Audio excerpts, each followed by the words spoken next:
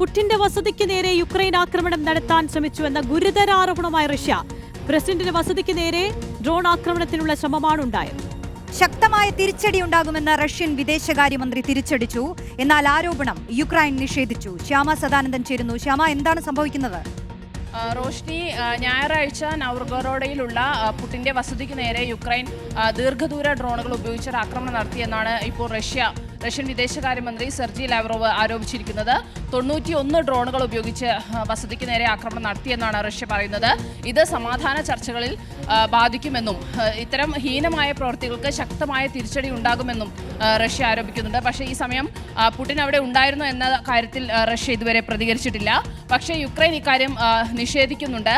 സമാധാന ചർച്ചകളെ തകിടം മറിക്കാനുള്ള റഷ്യയുടെ പദ്ധതിയാണ് എന്നും റഷ്യ കള്ളം പറയുകയുമാണ് എന്നാണ് സെലൻസ്കി പറയുന്നത്. അമേരിക്കയുടെ മധ്യസ്ഥയിലുള്ള സമാധാന ചർച്ചകൾ ഏകദേശം പൂർത്തിയായിക്കൊണ്ടിരിക്കുകയാണ്. 95% കാര്യങ്ങളിലും തീരുമാനമായി എന്നാണ് ട്രംപും സെലൻസ്കിയൊക്കെ കഴിഞ്ഞ ദിവസങ്ങളിലൊക്കെ പ്രതികരിച്ചത്.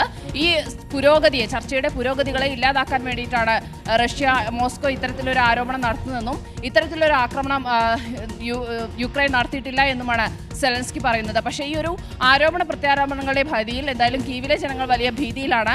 റഷ്യയിൽ നിന്നും ഏതൊരു നിമിഷവും വലിയ ആക്രമണം ഉണ്ടാകുമെന്ന ഒരു ഭീതിയുണ്ട്. മോസ്കോ കീവിലെ സർക്കാർ കെട്ടിടങ്ങൾ ഉൾപ്പെടെ ആക്രമിക്കാൻ പദ്ധതിയിടുന്നു എന്നും സെലൻസ്കി പറയുന്നുണ്ട്. US ഉടനടി ഇക്കാര്യത്തിൽ ഇടപെടണമെന്നും സെലൻസ്കി ആവശ്യപ്പെട്ടിട്ടുണ്ട്. ഇതിന് പിന്നാലെ തന്നെ പുടിനും ട്രംപും തമ്മിലൊരു ഫോൺ സംഭാഷണം നടന്നതായി വൈറ്റ് ഹൗസ് സ്ഥിരീകരിച്ചിട്ടുണ്ട്. പക്ഷേ എന്ത് വിഷയങ്ങളാണ് ഇരുവരും തമ്മിൽ ചർച്ച നടത്തിയത് എന്ന കാര്യത്തിൽ ഇതുവരെയും വ്യക്തതയില്ല. പക്ഷേ എന്തായാലും ബ്രിട്ടന്റെ അടക്കം പ്രേരണയാലാണ് യുക്രൈൻ ഇത്തരത്തിലുള്ള ആക്രമണങ്ങൾ നടത്തുന്നതെന്നും സമാധാന ചർച്ചയ്ക്ക് തുരങ്കം വയ്ക്കുക തന്നെയാണ് യുക്രൈന്റെയും ലക്ഷ്യമെന്നുമാണ് റഷ്യയും ആരോപിക്കുന്നത്. റോഷ്നി, ശരി. ശ്യാമ സദാനന്ദനാണ് വിശദാംശങ്ങൾ നൽകിയത്. തിരിച്ചടി ഉണ്ടാകുമെന്നാണ് ഇപ്പോൾ പുടിന്റെ ഭാഗത്തുനിന്ന് റഷ്യയുടെ ഭാഗത്തുനിന്നുള്ള വാദം. പക്ഷേ ഇത്തരത്തിലുള്ള ഒരു ആക്രമണം നടത്തിയിട്ടില്ലെന്നാണ് യുക്രൈന്റെ ഭാഗത്തുനിന്നുള്ള വിശദീകരണം.